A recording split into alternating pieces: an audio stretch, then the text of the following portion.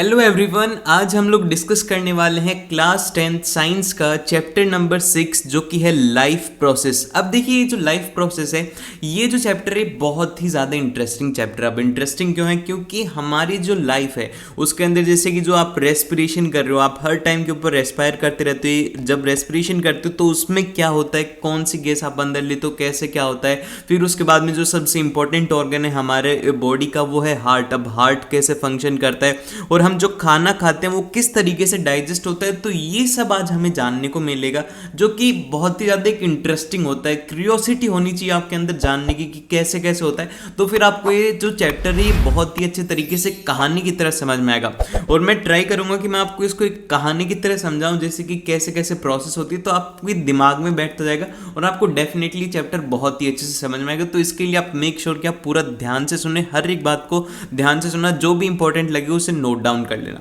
अब देखिए सबसे फर्स्ट जो आता है यहाँ पर वो बात करी गई है, इसमें ऊपर की तरफ बात करी गई है मूवमेंट की। अब ये मूवमेंट क्या है, इसके अकॉर्डिंग क्या है कि अगर कोई भी एक लिविंग थिंग है तो उसके अंदर कुछ ना कुछ एक मूवमेंट होगा। जैसे कि फॉर एग्जांपल के लिए आप बोल दीजिए कि आप एक ह्यूमन बींग है, ठीक है, सभी के सभी ह्यूमन बींग्स है ना। अभी ह्यूमन बींग्स हैं तो आप जब सो रहे हो तो भी आप ब्रेथिंग करते रहते हो, आप जब जागे हुए हो तो भी आप ब्रेथिंग करते रहते हो, आप कुछ ना कुछ एक मूवमेंट करते रहते हो, जिससे कि हमें ये पता लगता है कि हाँ भैया आप जिंदा हो, ठीक है। ये मूवमेंट जो होता है इसी को ये मॉलिक्यूलर मूवमेंट को कहा जाता है कि वो जो थिंग है वो लाइव है। फिर इसके बाद में यहाँ पर जो एक स्टेटमेंट आता है वो ये आता है कि virus doesn't shows any molecular movement in them. तो जो वायरसेस होते हैं उनके अंदर कोई भी मूवमेंट नहीं होता, तो क्या वो लाइव हैं या फिर वो नहीं है? तो इसका रीजन क्या है, इसके पीछे का लॉजिक क्या है, ये कंट्रोवर्सी है, तो हम इसके बारे में बात करेंगे। और फिर उसी के साथ में जो नेक्स्ट आता है कि क्या ये मॉलिक्यूलर मूवमेंट जो है वो जरूरी है लाइफ के लिए, पक्का जरूरी है कि जीवन चाहिए तो मॉलिक्यूलर मूवमेंट करना ही पड़ेगा। हम थोड़े आलसी है तो हम बिल्कुल भी नहीं हिलेंगे, लेकिन ऐसा नहीं है, चाहे से कितना भी आलसी आदमी हो वो सांस तो लेता ही है, जो सांस लेना है वो भी एक मॉलिक्यूलर मूवमेंट है। अब इसके बाद में इसके अंदर हम पूरी पूरी डिटेल में बात करेंगे कि यहाँ पर because of the effect of the environment these organised ordered nature of in the living structure is an the very likely to keep breaking down the over the time.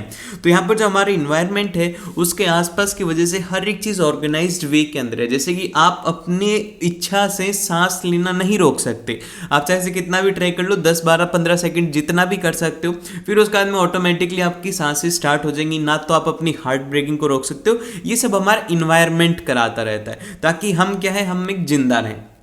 अब इसके बाद में जो नेक्स्ट आता है कि what are the life process. अब ये लाइफ प्रोसेस होती क्या है, हमारा जो जीवन है, एक तरीके से आपको जो मनुष्य जीवन मिला है वो क्या है ओरिजिनल में, लाइफ होती क्या है। जैसे कि अभी हमारी लाइफ में क्या है, हमारी लाइफ में सिंपल सा क्या है कि हम स्कूल जाते हैं, फिर उसके बाद में थोड़े बहुत मजे करते हैं, स्कूल जाते हैं, टीवी देखते हैं, फोन चलाते हैं, ये सब लाइफ है। अब ये लाइफ ऐसे नहीं है, हम बायोलॉजी की टर्म्स में से पढ़ेंगे तो इसको ध्यान से सुनना कि क्या होता है क्या नहीं होता। अब इसमें जैसे हम लाइफ की बात कर रहे हैं यहाँ पर, तो the process which together perform this maintenance job are called the life process. मतलब मेंटेनेंस जॉब का कहने का मतलब ये है कि एक तो मॉलिक्यूलर मूवमेंट भी हो रहा है और उसी के साथ में मेंटेनेंस भी होता है। जैसे कि फॉर एग्जांपल के लिए अगर आपका कोई भी हाथ बर्न हो गया, मतलब एक तरीके से आपने किसी गर्म के ऊपर रख दिया, आपका हाथ बर्न हो गया, तो क्या होगा कि आपका जो हाथ है वो ऑटोमेटिक रिपेयर होने लग जाएगा। मतलब क्या होती है, उसकी मेंटेनेंस होती है। तो यही जो मेंटेनेंस जॉब होती है, the process which together perform this maintenance job are called the life process।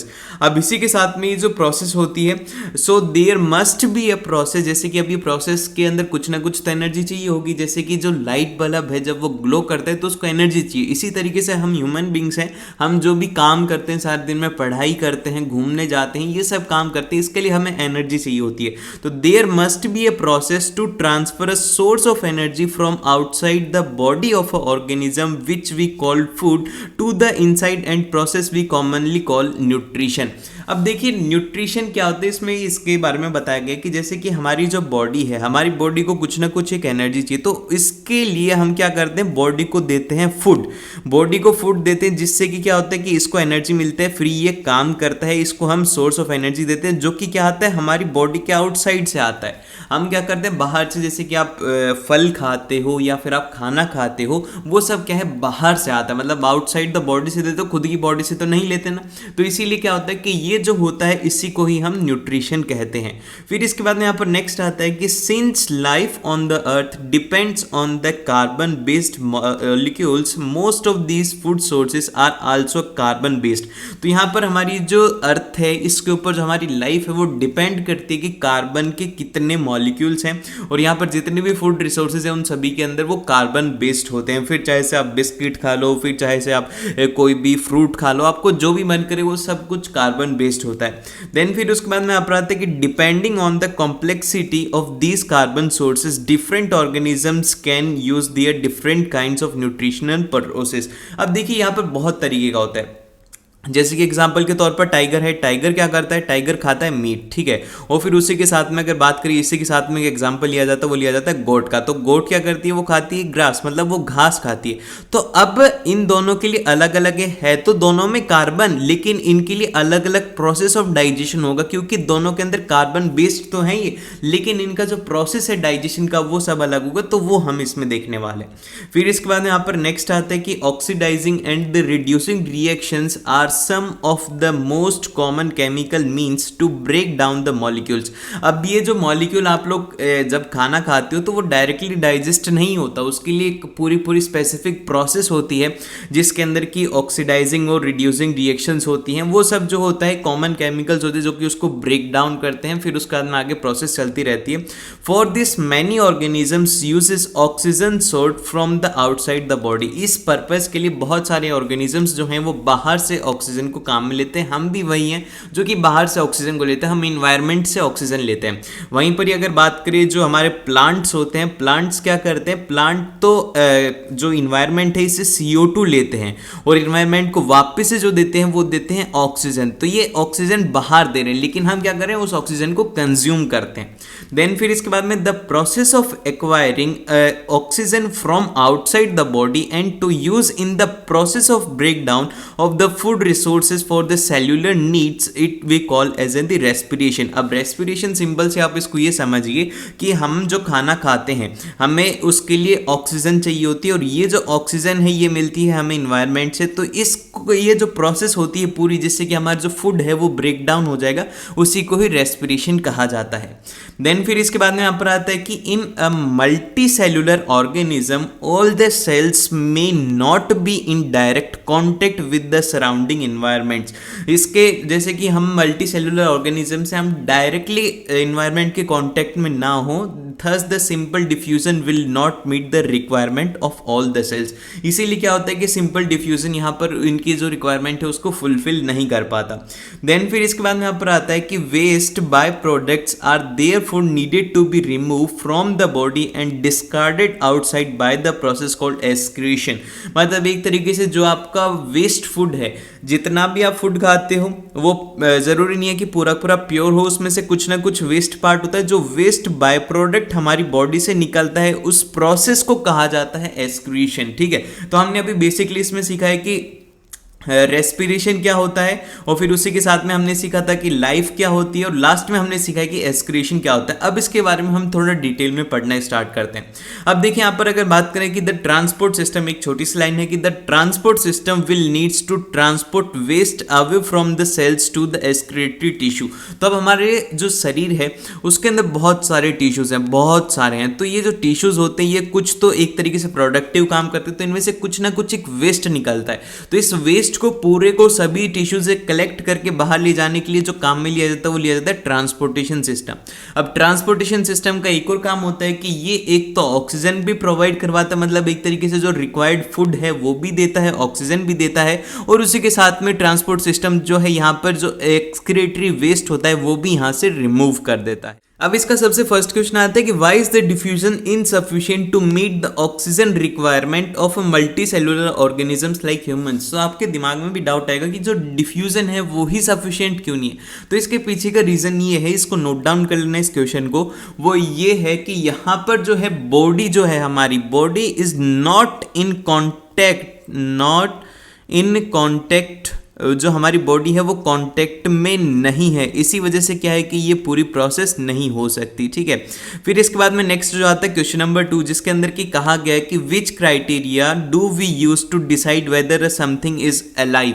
मतलब अगर कोई भी चीज़ अलाइव है तो उसके लिए हम क्या करेंगे, सिंपल से एक होता है कि हम उसमें मॉलिक्यूलर मूवमेंट देखेंगे, जो कि हमने सबसे पहले डिस्कस किया था मॉलिक्यूलर मूवमेंट के बारे में। तो मॉलिक्यूलर मूवमेंट इसको नोट डाउन कर लेना। देन फिर इसके बाद में आता है कि from the outside the raw materials used for by an organism. तो यहाँ पर क्या है कि इसमें किस तरीके के हम जो है एक तरीके से बाहर से रॉ मटेरियल काम में लेते हैं। तो जो हम रॉ मटेरियल काम में लेते हैं वो सभी के सभी कैसे हैं, वो है यहाँ पर कार्बन बेस्ड। तो इसको नोट डाउन कर सकते हो अगर आपको नोट डाउन करना है, बाकी बहुत ही ज्यादा सिंपल है, ये है कार्बन बेस्ड होता है पूरा, ठीक है, कार्बन बेस्ड रॉ मटेरियल होता है। अब इसके बाद में हम बात करते हैं न्यूट्रिशन की। अब देखो न्यूट्रिशन की सिंपल सी डेफिनेशन ये थी कि हमारी बॉडी को चाहिए होती है एनर्जी। तो हमारी बॉडी को चाहिए होती है एनर्जी, तो एनर्जी के लिए हम क्या करते हैं, वो खाते हैं हम फूड। तो फूड हम देते हैं हमारी बॉडी को, तो इससे हमें मिलती है एनर्जी, और ये जो फूड होता ही होता है आउटसाइड द बॉडी। तो ये जो पूरी पूरी प्रोसेस होती है बाहर से एनर्जी को ट्रांसफर करने के लिए बॉडी में, इसी पूरी प्रोसेस को कहा जाता है न्यूट्रिशन। अब जैसे कि यहाँ पर एग्जांपल के तौर पर दिया हुआ है कि व्हेन वी वॉक और ride a bicycle we are using up energy. मतलब एक तरीके से जब आप चल रहे हो या फिर आप साइकिलिंग कर रहे हो तो आप एनर्जी को काम में लेते हो। फिर उसके बाद में even when we are not doing any apparent activity energy is needed to maintain a state of order in our body. तो अगर आप कोई काम भी नहीं कर रहे, आप अगर मान लो कि सिंपल सा सो भी रहे हो तो भी आपको एनर्जी चाहिए होती है। अभी एनर्जी क्यों चाहिए, एनर्जी इसलिए चाहिए क्योंकि आप जब सो रहे हो तो आप ब्रीथिंग तो कर ही रही हो। तो है नहीं कि आप सोने लग गए तो आपने ब्रीथिंग छोड़ दिया, आपका हार्ट है वो भी कंटिन्यूअसली पंप कर रहा है ब्लड को, और उसी के साथ में जितनी भी फंक्शंस हैं वो सब हो रहे हैं। तो उसके लिए एनर्जी चाहिए होगी। तो कंटिन्यूअसली एनर्जी को देने के लिए ये जो काम है वो करता है न्यूट्रिशन। अब न्यूट्रिशन कहाँ से मिलता है, फूड से मिलता है, वो सब हम इसमें बात करते हैं। अब इसमें यहाँ पर आता है कि how do living things get their food. तो हमारी जो लिविंग थिंग्स हैं वो कहाँ से खाना मिलता है इनको, मतलब खाना कहाँ से मिलता है। अब आपको तो खाना कहाँ से मिलता है, आपकी मम्मी बनाती हैं जब आपको खाना मिल जाता है। लेकिन जो ऑर्गेनिजम्स हैं, जैसे कि जितने भी आसपास में आप देख रहे हो, उन सभी को खाना कहाँ से मिलता है, तो उसके बारे में बात करते हैं कि यहाँ पर some organisms uses a simple food material obtained from the inorganic sources in the form of carbon dioxide and a water.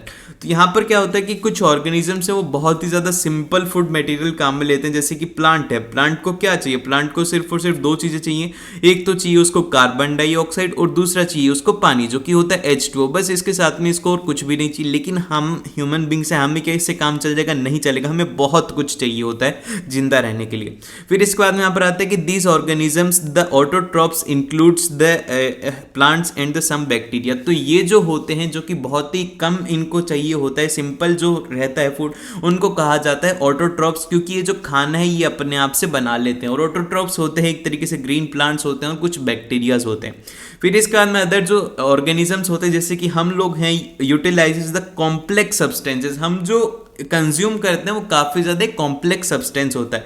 These complex substances have to be broken down into an the simpler one before they can be used to upkeep and growth of the body.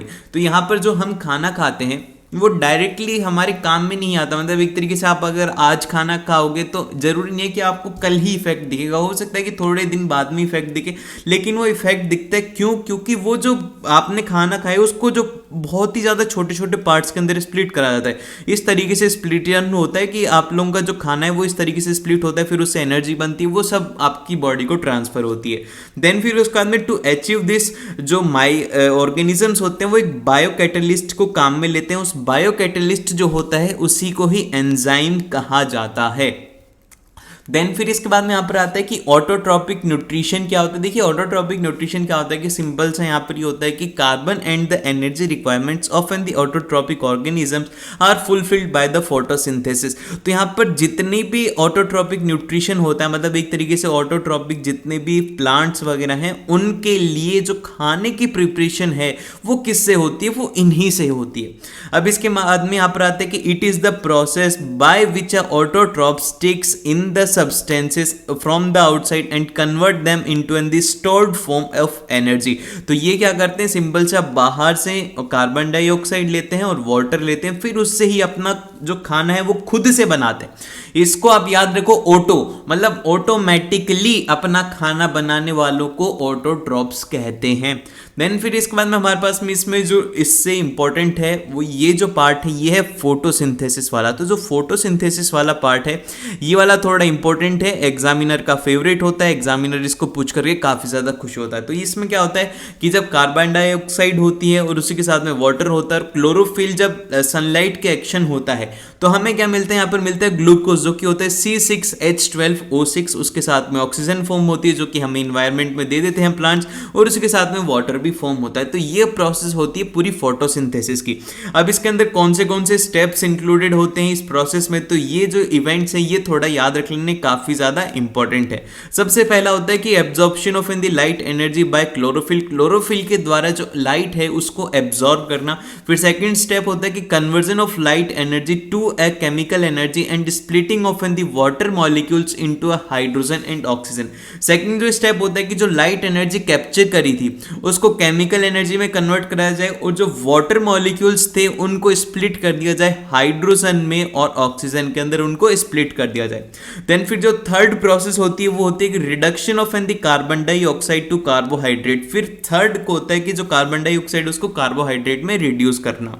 Then फिर इसके बाद में जरूरी नहीं है कि ये पहले वाला ये स्टेप होगा, सेकंड ये होगा, थर्ड ये होगा। हो सकता है कि पहले स्टेप थर्ड वाला हो जाए, ये सेकंड में हो जाए, ये थर्ड में हो जाए। अब इसका एक परफेक्ट एग्जांपल ये है कि the desert plants take up the carbon dioxide at night. तो जो डेजर्ट प्लांट्स होते हैं, जितने भी रेगिस्तान में पेड़ होते हैं, वो क्या करते हैं, रात में कार्बन डाइऑक्साइड लेते हैं and prepare an intermediate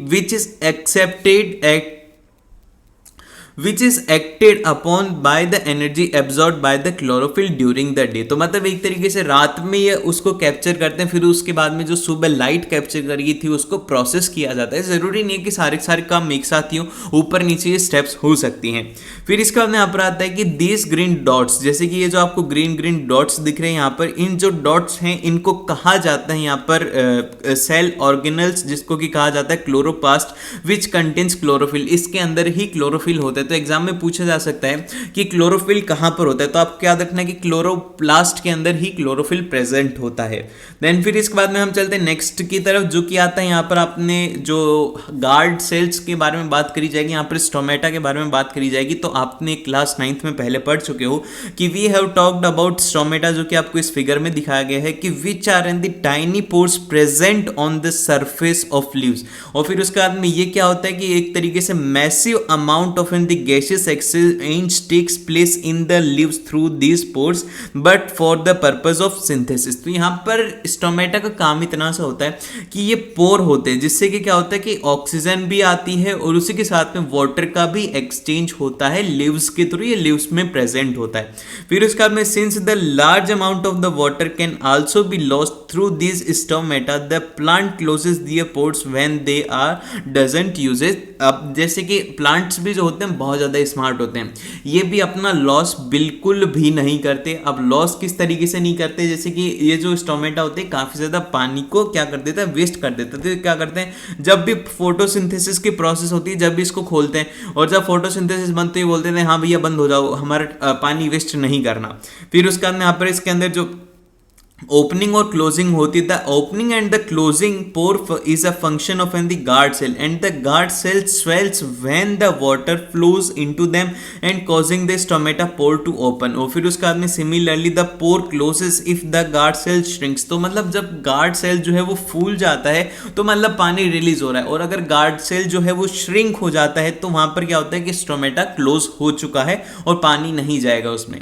then फिर इसके बाद में हमारे पास में जो नेक्स्ट आता है कि यहाँ पर वाटर, अब इसके बाद में जो नेक्स्ट पॉइंट है वो ये है कि water used in the photosynthesis is taken up from the soil by the roots in the terrestrial plants and other materials like nitrogen, phosphorus, iron, magnesium are taken up from the soil and nitrogen is an essential element used in the synthesis of in the proteins and other compound. तो देखो इसमें कहने का मतलब ये है कि जो पानी है पानी कहाँ से लिया जाता है, इसमें लिया जाता है रूट्स से, और बाकी के जितने भी न्यूट्रिएंट्स हैं जैसे कि आपके जो नाइट्रोजीनियस हो गया, नाइट्रोजन हो गया, फॉस्फोरस हो गया, ये सब भी क्या है, ये सब लिए जाते हैं रूट्स की हेल्प से लिया जाता है।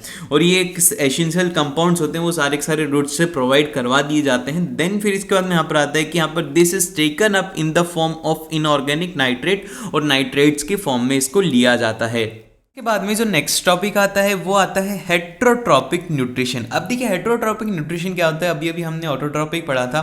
ऑटो के अंदर क्या होता है कि जो खाना होता है वो खुद ही मतलब एक तरीके से खुद ही प्रिपेयर करते हैं, खुद ही खाते हैं। लेकिन हेट्रोट्रॉपिक न्यूट्रिशन जो होता है कुछ अलग तरीके का होता है। इसमें क्या होता है कि फूड जो होता है वो बाहर से कंज्यूम किया जाता है, आउटसाइड द बॉडी होता है, लेकिन उसी के साथ में क्या होता है कि कुछ ऑर्गेनिजम्स ऐसे होते हैं जो कि फूड तो आउटसाइड ही लेते हैं लेकिन उसको एब्जॉर्ब भी बाहर से करते हैं, मतलब ब्रेकडाउन जो होता है वो बाहर होता है। इसका आप सिंपल सा मतलब ये समझ सकते हो, आप जब कभी भी स्टक हो बायोलॉजी में तो ह्यूमन बींग्स का एग्जांपल ले लो, क्योंकि आप इसको बहुत ही बखूबी समझ पाते हो कि जैसे कि आप लोगों की बॉडी है, अब आपकी बॉडी को चाहिए फूड, तो फूड क्या होगा, वो होगा बाहर से। आप क्या करोगे, सीधा फूड को इंटेक करोगे, ना कि आप उसे ब्रेक डाउन करके इंटेक्ट करोगे। आपके जो दांत हैं आप जब उसे च्युई करोगे जब भी वो ब्रेक डाउन होगा, और एक पूरी पूरी प्रोसेस होगी जिससे कि वो ब्रेक डाउन होकर के होगा।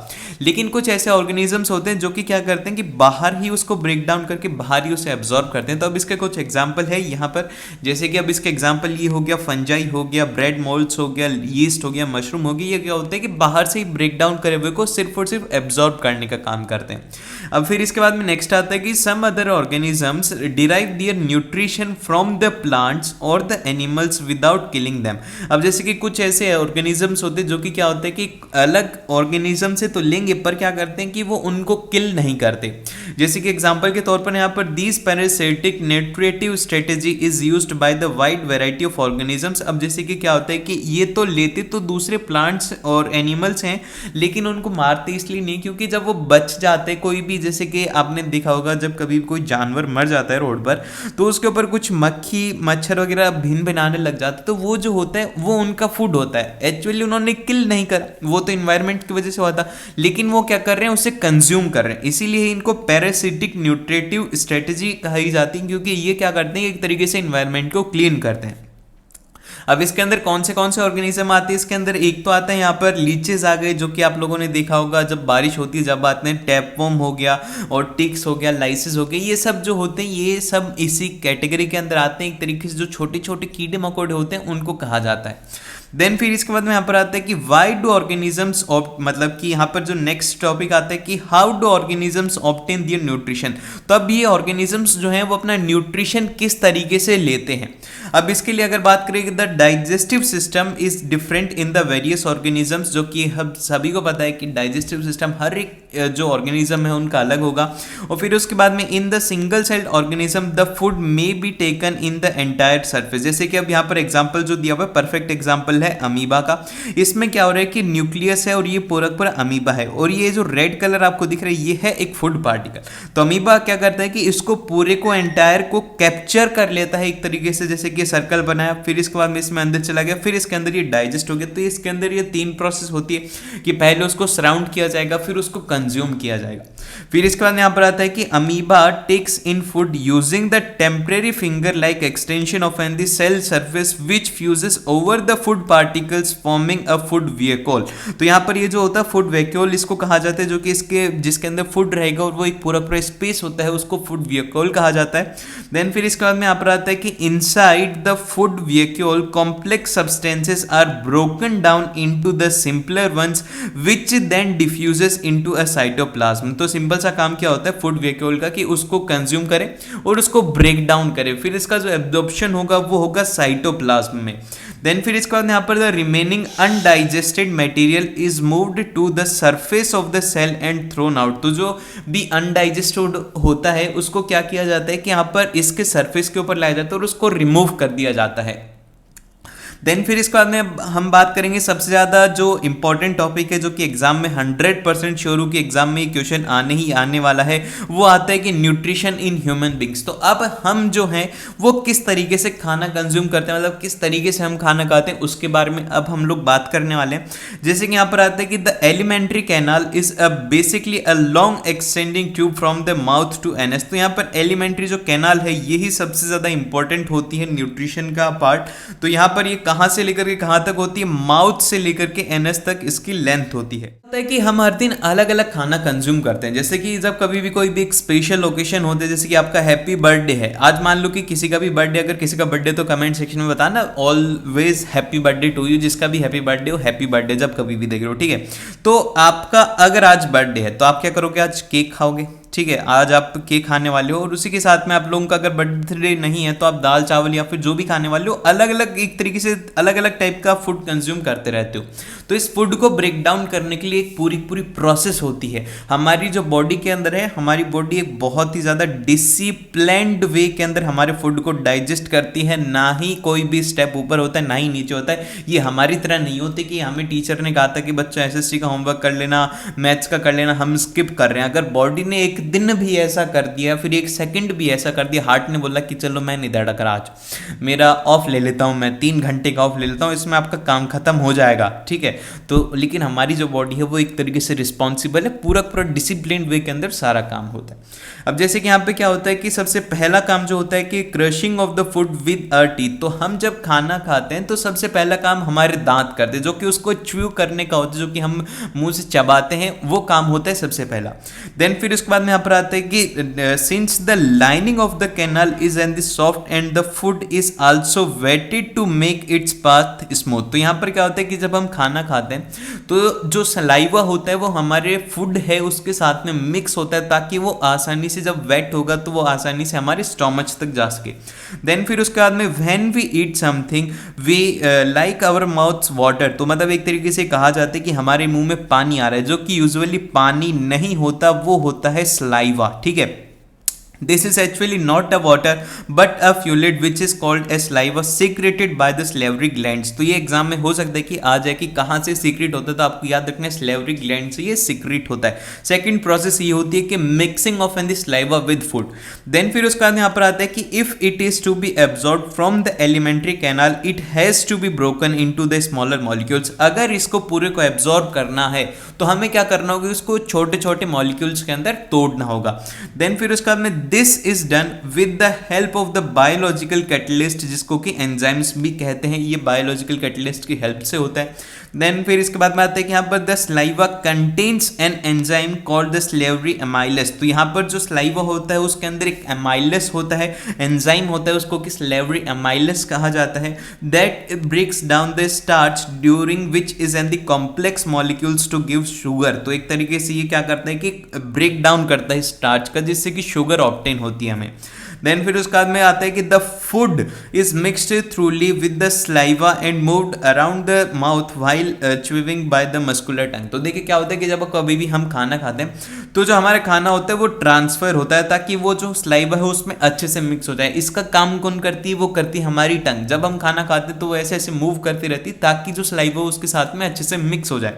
देन फिर इसके बाद में क्या होता है, नेक्स्ट होता है जैसे कि ये हो गया, हमारे टीथ ने सबसे पहले काम करा, इसने खाया, और फिर स्लेवरी ग्लैंड्स ने क्या करा कि उसको पूरा पूरा वेट कर दिया। अब इसके बाद में ईसोफेगस के थ्रू क्या होता है कि पूरा का पूरा खाना पेट तक जाता है। अब ये किस तरीके से जाता है कि the lining of an the canal has the muscles like that contracts rhythmically in order to push the food forward and this peristaltic movement occur all during the gut. तो जब कभी भी क्या होता है, जब आप खाना निगलते हो तो क्या होता है कि एक मूवमेंट होता है, जैसे कि इस तरीके से ये पूरी पूरी कैनाल होती है, जैसे कि कैनाल होती है। तो इसमें क्या होता है कि जब यहाँ पर बीच में फूड होगा तो ये क्या करेगी, यहाँ से तो होगी पुश और आगे से क्या हो जाएगी, आगे से खुल जाएगी, ताकि खाना क्या होगा आगे की तरफ ऐसे पुश होते हुए आगे तक नीचे तक पेट तक जाता है। देन फिर इसके बाद में क्या होता है कि द फूड पाइप और द ईसोफेगस जो कि कनेक्ट करती है स्टोमच को और माउथ को, तो इसका नाम जरूर से याद रखना कि क्या होता है, वो होता है ईसोफेगस। देन फिर इसके बाद में यहाँ पर नेक्स्ट आता है कि the muscular walls of the stomach helps in mixing the food thoroughly with our digestive juice. तो आपको क्या लगता है कि जो खाना होता है हमारे पेट के अंदर कोई मशीन होगी जिसकी हेल्प से खाना मिक्स होता होगा या फिर उसको क्रंच किया जाता होगा? ऐसा नहीं होता। हमारे पेट के अंदर होते हैं डाइजेस्टिव जूसेस जिनकी हेल्प से क्या होता है कि हमारे स्टोमच जो है उनके साथ में मिक्स करता है और एंजाइम्स जो हैं उनकी हेल्प से हमारा पूरा पूरा खाना डाइजेस्ट होता है। और the digestion in stomach is taken care by the gastric glands present in the wall of stomach and this releases the hydrochloric acid and a protein digestive enzyme, इसको कि हम पेस्पीन भी कहते हैं।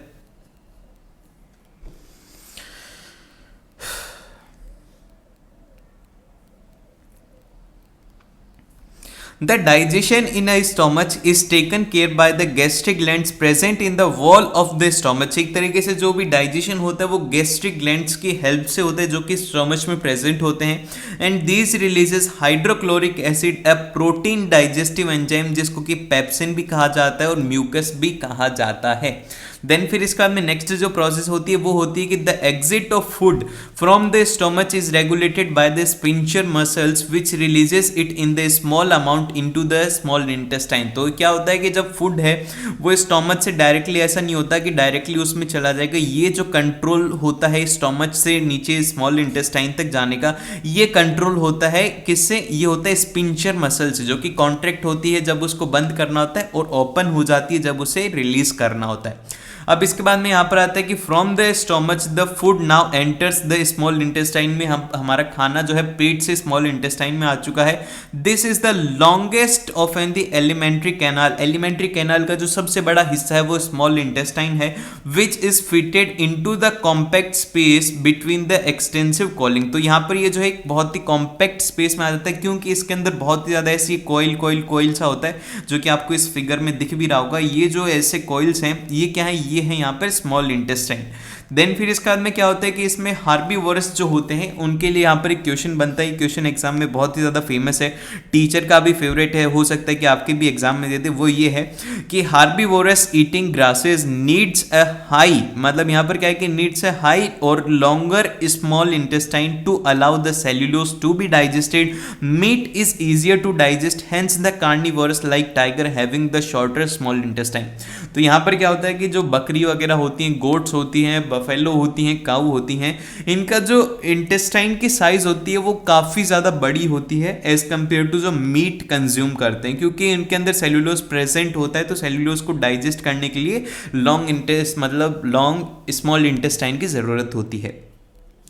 देन फिर इसका यहाँ पर स्मॉल इंटेस्टाइन का काम क्या होता है? The small intestine is the site of the complete digestion of a carbohydrate, proteins and fats. तो सिंपल सा जो भी एक तरीके से डाइजेशन होता है कार्बोहाइड्रेट्स का वो सब किस में होता है? स्मॉल इंटेस्टाइन में।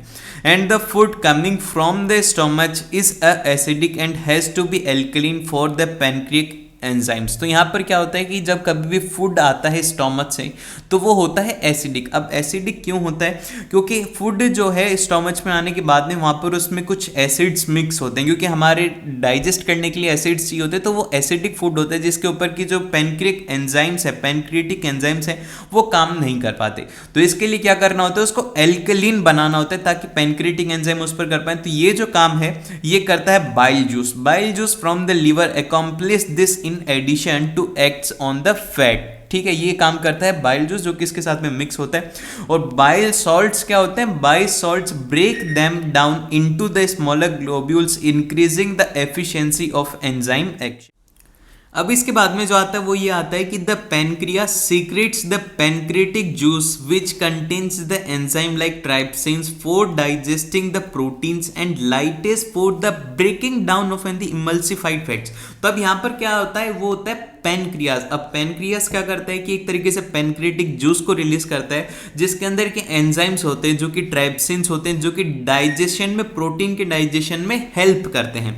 देन फिर इसके बाद में यहाँ पर आता है कि the walls of the small intestine contains the glands which secret intestinal juices. तो यहाँ पर ऐसे ग्लैंड्स होते हैं स्मॉल इंटेस्टाइन में जो कि रिलीज करते हैं इंटेस्टाइल जूसेस। देन फिर इसके बाद में यहाँ पर आता है कि the enzyme present in it finally converts the protein to an the amino acid complex hydrates into glucose and fat into fatty acids and glycerols में कन्वर्ट करने का काम करते हैं।